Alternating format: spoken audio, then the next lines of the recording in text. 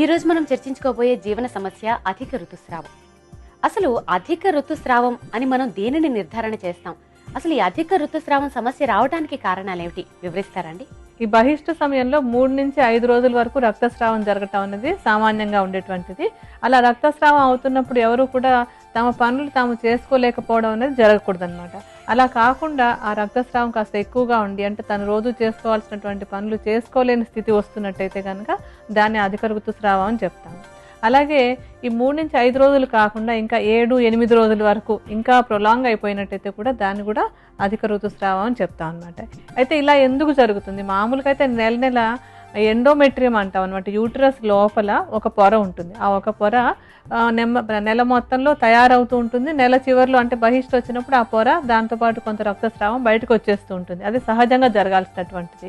అలా కాకుండా కొన్నిసార్లు ఇలా అధికంగా జరగటం, అంటే ఎక్కువ సమయం జరగటానికి కూడా కారణం ఏంటని చూసినట్టయితే కనుక, ఒకటి హార్మోన్లలో ఉండేటువంటి సమస్యలు.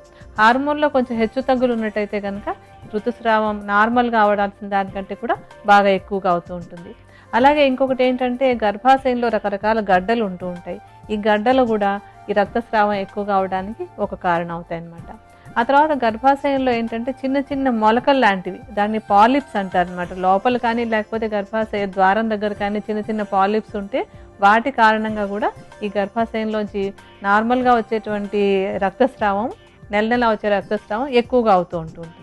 అదే కాకుండా కొన్ని ఏంటంటే థైరాయిడ్ సమస్యలు ఉంటాయి. థైరాయిడ్ గ్రంథిలో కొన్ని సమస్యలు వచ్చినప్పుడు కూడా ఈ రక్తస్రావం అనేది ఎక్కువగా జరుగుతూ ఉంటుంది. అయితే ఏంటంటే సామాన్యంగా ఎటువంటి కారణము లేకుండా కూడా అమ్మాయి పెద్ద మనిషి అయిన తర్వాత మొట్టమొదట 1-2 సంవత్సరాల వరకు కొంచెం రక్తస్రావం ఎక్కువగా ఉండటం అనేది సామాన్యంగా ఉంటుంటుంది. అదేమి పెద్దగా అంటే ఏదో జబ్బులాగా కాకుండా సహజంగా ఉంటుంది. ఎందుకంటే వాళ్ళల్లో ఈ హార్మోన్లు కొత్తగా అడ్జస్ట్ అవుతూ ఉంటాయి అన్నమాట. హార్మోన్లలో వచ్చినటువంటి మార్పులకి శరీరం ఇంకా అనుకూలంగా తయారు కాకపోవడం వల్ల, అడ్జస్ట్ కాకపోవడం వల్ల మొట్టమొదటి 1-2 సంవత్సరాల పాటు ఈ రక్తస్రావం ఎక్కువగా జరుగుతూ ఉంటుంది. అది సహజంగా జరిగేటువంటిది.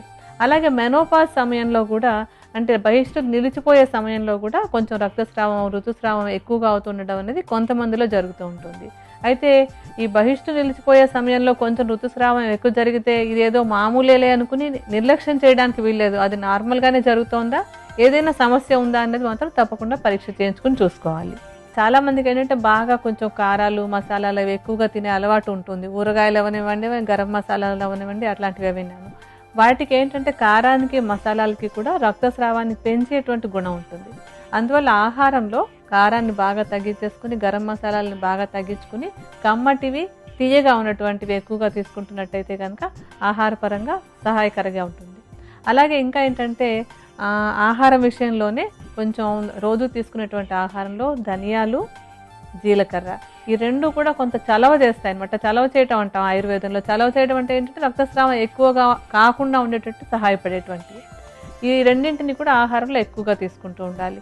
ఆ తర్వాత కొత్తిమీర కూడా రక్తస్రావాన్ని అదుపులో పెట్టేటువంటి ఒక గుణం ఉంది కనుక నిత్యం ఆహారంలో ఏదో కొత్తిమీర పచ్చడి చేసుకోవటమనో, కూరల్లో వేసుకోవటమో ఎక్కువగా కొత్తిమీరని వాడుతూ ఉండాలి. ఆ తర్వాత ఇంకొకటి ఏంటంటే బీట్రూట్ కూడా గర్భాశయం మీద చక్కటి టానిక్ లాగా పనిచేసి రక్తస్రావాన్ని అదుపులో పెట్టేటువంటి గుణం ఉంది. అలాగే ఈ రక్తస్రావం వల్ల శరీరంలో రక్తం తగ్గిపోతూ ఉంటుంది. ఆ తగ్గిపోకుండా కూడా బీట్రూట్ సహాయపడుతుంది. 2 రకాలుగా కూడా సహాయకారిగా ఉంటుంది కనుక ఆహారంలో బీట్రూట్ని, తర్వాత క్యారెట్ని కూడా ఎక్కువగా తీసుకుంటూ ఉండాలి. అంటే రసం తీసుకుని కానీ, లేకపోతే కూరల్లో వంట చేసుకుని కానీ, లేకపోతే సలాడ్లా కానీ బీట్రూట్, క్యారెట్ 2 ఎక్కువగా వాడుతూ ఉంటే కూడా ఈ అధిక ఋతుస్రావాన్ని అదుపులో ఉంచుకునేందుకు అవకాశం ఉంటుంది. మరి ఈ అధిక ఋతుస్రావాన్ని నియంత్రించుకోవడానికి ఆయుర్వేద ఔషధం ఏ విధంగా తయారు చేసుకోవాలో, దానికి కావలసిన మూలికలు ఏమిటో వివరిస్తారండి? ఈ ఔషధం తయారు చేసుకోవడానికి మనకు కావాల్సినటువంటి మొట్టమొదటి మూలిక నేరేడు గింజలు.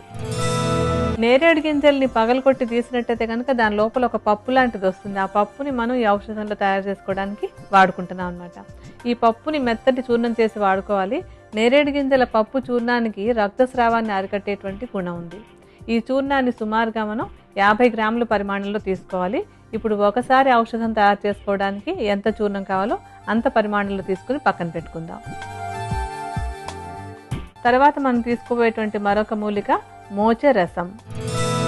మోచెరసాన్ని తెలుగులో తుమ్మబంక అంటారు. ఈ తుమ్మబంక అంటే తుమ్మ చెట్టు కాండం నుంచి స్రావంలాగా కారి గట్టిపడుతూ ఉంటుంది. ఈ తుమ్మబంకను తీసుకుని దాన్ని శుభ్రంగా కడిగి, అంటే దుమ్ము ధూళి లేకుండా బాగా కడిగి ఆరబెట్టేసుకుని దాన్ని చూర్ణంలాగా చేసుకోవాలన్నమాట. ఈ చూర్ణానికి రక్తస్రావాన్ని అరికట్టేటువంటి గుణం ఉంది. ఒట్టి తుమ్మబంక తీసుకున్నా కూడా అధిక ఋతుస్రావాన్ని అరికట్టేందుకు అవకాశం ఉంటుంది. ఈ తుమ్మబంక చూర్ణాన్ని 50 గ్రాముల పరిమాణంలో తీసుకోవాలి. ఇప్పుడు మనం ఒకసారి ఔషధం తయారు చేసుకుందుకు ఎంత చూర్ణం కావాలో అంత పరిమాణంలో తీసుకుందాం. మనం తర్వాత తీసుకోబోయేటువంటి మూలిక లోధ్ర. లోధ్రని తెలుగులో లొద్దుగా అంటుంటారు. ఈ లొద్దుగా చెక్క చూర్ణాన్ని మనం ఈ ఔషధంలో వాడబోతున్నాము. ఈ లోధ్రకి ఏంటంటే యూట్రస్ మీద, అంటే గర్భాశయానికి ఒక మంచి టానిక్ లాగా పనిచేసి గర్భాశయం నుంచి ఎక్కువ రక్తస్రావం లేకుండా ఉండేలాగా చేసేటువంటి గుణం ఉంది. ఈ చూర్ణాన్ని కూడా మనం 50 గ్రాముల పరిమాణంలో తీసుకోవాలి. ఇప్పుడు ఒకసారి ఔషధానికి ఎంత కావాలో అంత చూర్ణాన్ని తీసుకుందాం. తర్వాత మూలిక తుంగముస్తలు.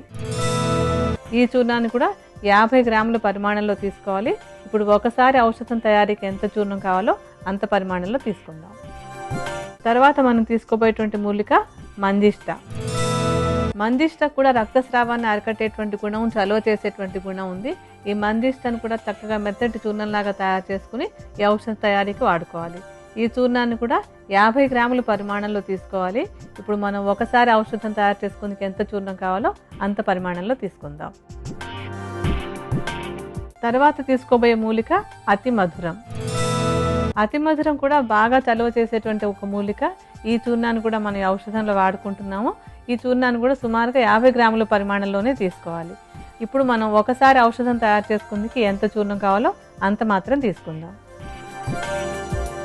ఇప్పుడు మనకి ఔషధం తయారు చేసుకోవడానికి కావాల్సినటువంటి మూలికల చూర్ణాలన్నీ సిద్ధంగా ఉన్నాయి కదా, వీటిని బాగా కలుపుకుందాం. ఈ ఔషధాన్ని వాడుకునేటప్పుడు దీంతో కొంత పంచదారను కూడా కలుపుకోవాలి. సుమారుగా ఒక చెంచాడు చూర్ణాన్ని తీసుకుని దానికి సరిపోయినంత పంచదారను కూడా కలుపుకొని ఉదయం సాయంత్రం నెల పొడుగునా వాడాలి. అంటే ఋతుస్రావం అవుతున్నప్పుడు కాకుండా నెల పొడుగునా వాడుతూ ఉన్నట్టయితే కనుక నెలసరి సమయంలో అధిక ఋతుస్రావం లేకుండా ముందుగానే అరికట్టేందుకు అవకాశం ఉంటుంది.